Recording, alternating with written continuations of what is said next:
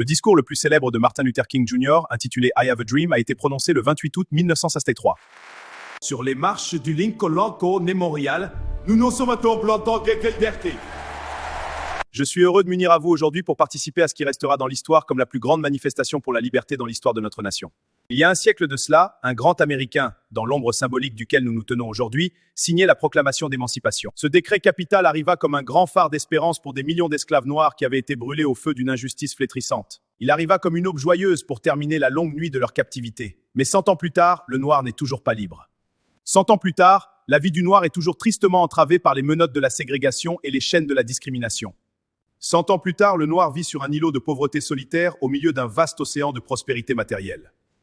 100 ans plus tard, le noir languit toujours dans les coins de la société américaine et se trouve exilé dans son propre pays. C'est pourquoi nous sommes venus ici aujourd'hui pour dramatiser une condition honteuse.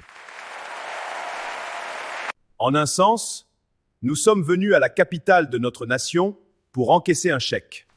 Quand les architectes de notre République écrivirent les textes magnifiques de la Constitution et de la Déclaration d'indépendance, ils signaient une promesse dont chaque Américain devait hériter. Cette note était la promesse que tous les hommes, oui, les hommes noirs aussi bien que les hommes blancs, se verraient garantir les droits inaliénables à la vie, à la liberté et à la recherche du bonheur. Il est évident aujourd'hui que l'Amérique a failli à cette promesse en ce qui concerne ses citoyens de couleur.